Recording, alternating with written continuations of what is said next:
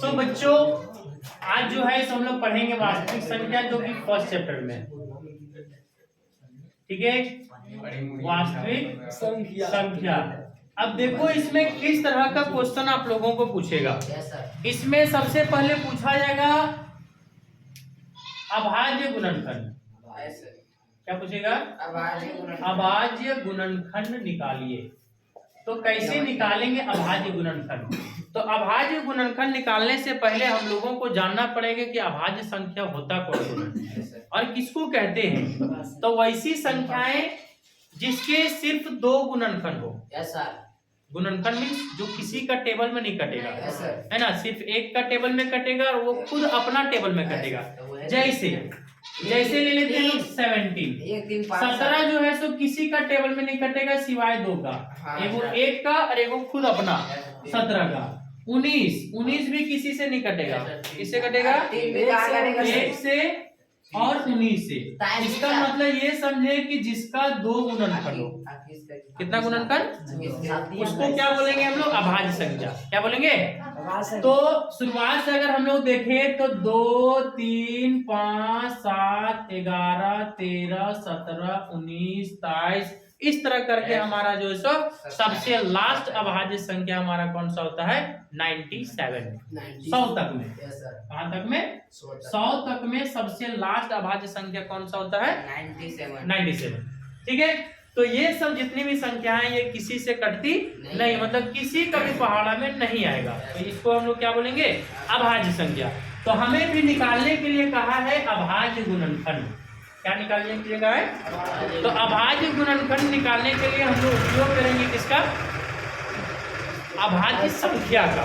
इसको तोड़ने के लिए किसका प्रयोग करेंगे? अभाज्य संख्या का। अब मान लो आपके पास क्वेश्चन है 140। कितना है? तो 140 का जब हम लोग अभाज्य संख्या निकालेंगे तो देखो जब भी हम लोग तोड़ेंगे इसको तो प्रयास करेंगे कि पहले छोटा। 140 का अभाज्य संख्या है तो सबसे पहले हम लोग तोड़ेंगे किससे? 2 से। जो छोटी संख्या है उससे हम लोग तोड़ेंगे। तो 2 से तोड़ेंगे कितना आएगा? 70। फिर 2 से टूट रहा है क्या? अगर टूट रहा है तो पहले 2 से तोड़ देंगे। कितना आएगा? 35। अब 2 से टूटेगा क्या? नहीं। 3 से नहीं टूटेगा तो 5 से। 5 से तोड़ेंगे कितना बार में? और 7 किससे टूटेगा? एक बार में। इस तरह तोड़ने सीख गए। अब इसको तोड़ने के बाद इसको लिख देना है आप लोगों को। किससे किससे तोड़े? 2 गुना 2 गुना 5 गुना 7। ठीक है। ये आंसर नहीं है, इसको फिर पावर में लाना पड़ेगा। 2 है, 2 का पावर 2 गुना 5 गुना 7। ये हो गया हमारा आंसर। ठीक है। तो इस तरह से हम लोग जो है सो अभाज्य संख्या निकालेंगे। ठीक है। अब अभाज्य संख्या से ही हम लोग जानेंगे कि किस तरह से हम लोग एलसीएम निकालते हैं और किस तरह से एचसीएफ निकालते हैं। एलसीएम मीन्स लघुत्तम, लासा, लघुत्तम समापवर्त्य। एचसीएफ मीन्स महत्तम समापवर्त्य, मासा और लासा। समझिए? तो तुम लोगों को जो सो इसका चेक करने के लिए भी पूछा जाएगा कि चेक कैसे करेंगे, जांचेंगे कैसे कि हम लोग सही बनाए या गलत बनाए। तो हम 2 क्वेश्चन तुम लोगों के सामने ले रहे हैं। ठीक है। हम लोग दोनों निकालेंगे, एलसीएम भी एचसीएफ भी, और इसको जांच करने के लिए भी सीखेंगे कि आखिर जांचते कैसे है कि मेरा आंसर सही है या गलत है। 2 क्वेश्चन बताओ। कोई सा भी 2 क्वेश्चन बताओ। 2 क्वेश्चन सर। एक लिख लीजिए 100। मान लो 24 है और 26 नहीं, थोड़ा सा बढ़ा लेते हैं हम लोग 76 मान लो। ठीक है, क्लियर है। तो ये दोनों को हम लोग अभाज्य गुणनखंड विधि से एलसीएम निकालेंगे और अभाज्य गुणनखंड विधि से एचसीएफ निकालेंगे। ठीक है।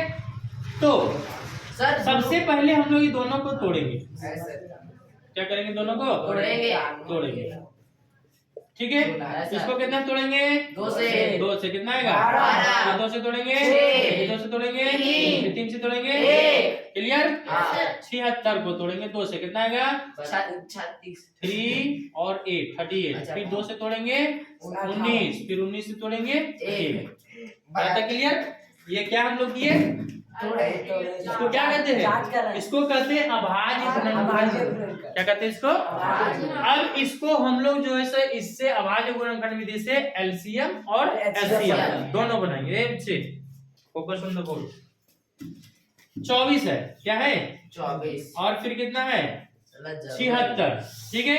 24 को तोड़े तो 2 क्या को आया 2 3 को, तो 2 का पावर 3 गुना 3 क्या को आया 1 और 1 क्या को आया 1, क्लियर।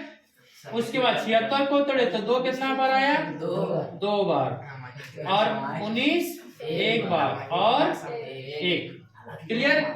अब देखो सबसे आसान है इसका एचसीएफ निकालना और उससे भी आसान है एलसीएम निकालना। Yes sir.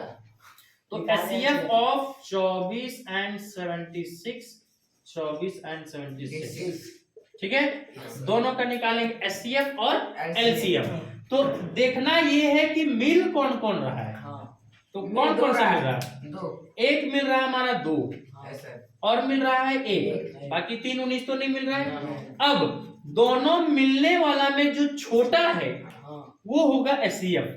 तो 2 का पावर 3 है, यहाँ 2 का पावर 2 है, तो छोटा कौन है 2 वाला, तो 2 का पावर 2 लिख देना है एचसीएफ में, एचसीएफ में। और क्या मिल रहा है 1 मिल रहा है, ठीक। तो छोटा में 1 भी तो शुरू में रहता सर। हाँ, उसके बाद 2 का पावर 2 कितना होगा 4 और 4 एक का 4, एलसीएम कितना, एचसीएफ कितना हो गया हमारा 4 आंसर, क्लियर। एलसीएम भी निकालेंगे तो और एलसीएम निकालने के लिए, एलसीएम निकालने के लिए जो मिल रहा है उसका बड़ा वाला 2 का पावर 3, 2 का पावर 3 मिला और 1 मिला, और जो नहीं मिलेगा उसको भी इसमें लिखना पड़ेगा। जैसे 3 और 19 नहीं मिला तो 3 और 19 को भी लिखना पड़ेगा। हाँ, एलसीएम में जो मिलने वाला में बड़ा वाला रहेगा उसको लिखना है और जो नहीं मिल रहा है उसको भी लिखना, छोटा वाला नहीं लिखना सर। उसको स्क्वायर क्यूब बोलेंगे, क्यूब बोलेंगे, क्यूब, ठीक है। अब मल्टीप्लाई कर दो इसको, 2 का पावर 3 है, कितना होगा 8 और 8 का 8, 8 दिया 24 और गुना 19, 19 चौके 76, 19 दूनी 38, 38 और 7 45, ये हो गया तुम्हारा एलसीएम। तो इस तरह से हम लोग जो है सो अभाज्य गुणनखंड विधि द्वारा एलसीएम और एचसीएफ दोनों निकाल सकते हैं। 2 का क्यूब 16 आएगा, 16 नहीं है, 2 का क्यूब 8 और 8 दिया 24, लेकिन 24 और 19 का 19, तो 24 और 19 को मल्टीप्लाई करेंगे 456। अब हम लोग ये देखेंगे कि क्या हमारा ये दोनों आंसर सही है या नहीं सही है, ठीक है। इसको मिटाओ,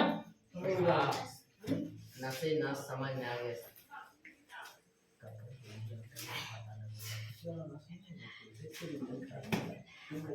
चलो तो हम लोग जरा जांच करते हैं इसका।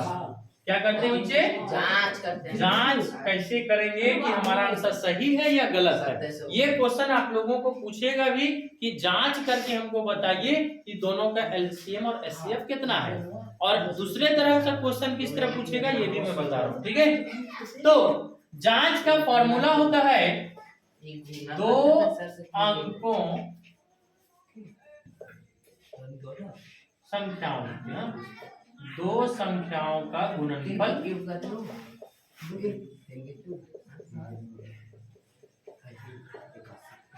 बराबर मासा गुना लासा, ये फॉर्मूला है, ठीक है। 2 संख्याओं का गुणनफल बराबर मासा गुना लासा, ये जांच करने का फॉर्मूला है एलसीएम एचसीएफ का। अब देखिए 2 संख्या का गुणनफल कौन कौन है 2 संख्या में, 24 और 76, तो लिखेंगे 24 गुना 76, ठीक है। मासा, मासा कितना आया है एचसीएफ 4, एचसीएफ 4, और लासा कितना आया है 456। चलो जल्दी से अभी अपना कॉपी में इसको कैलकुलेट करके बताओ कि कितना कितना आया, जल्दी। नहीं, कैलकुलेटर का यूज नहीं करना है, दिमाग का कैलकुलेटर सर बता दीजिए सर। 24 नहीं बताया सर, नहीं बताया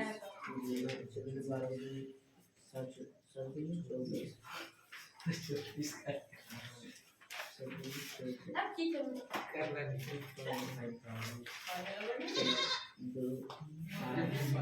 1824 हमारे अपने वाह थैंक्स अरे बाबू बहुत तेज।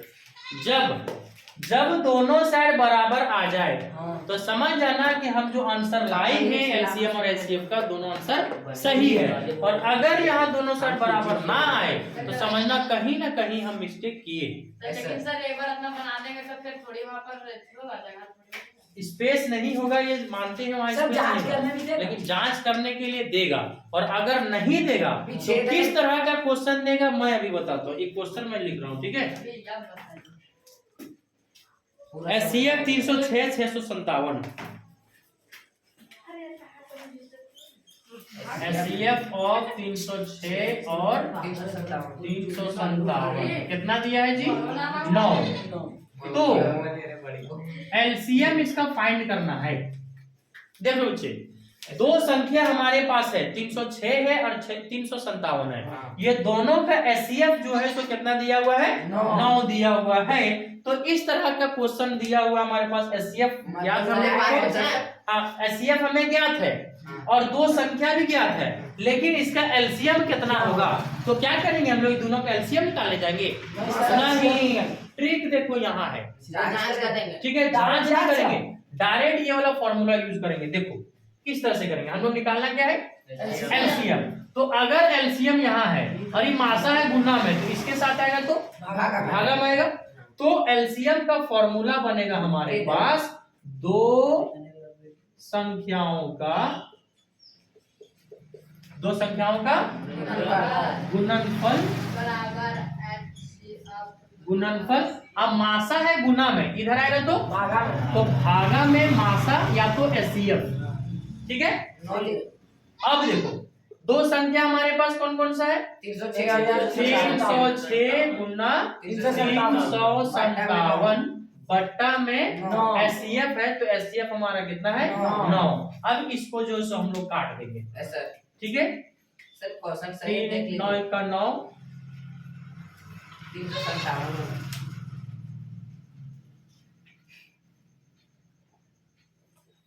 657 कोई दिक्कत नहीं है।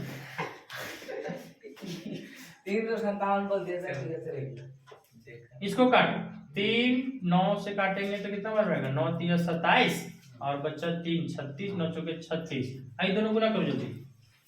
34 और 357 गुना करो। 12138। ये हमारा हो गया एलसीएम। तो इस तरह का क्वेश्चन आएगा तो आप लोग सॉल्व कर लेना, ठीक है। कभी कभी इसको हेर फेर कर देगा, कभी यहाँ एलसीएम दे देगा और एचसीएफ निकालने दे देगा। तो बस फॉर्मूला वही रहेगा, यहाँ एचसीएफ बैठा देना, यहाँ एलसीएम बैठा देना और इसी तरह से बनेगा। इसी तरह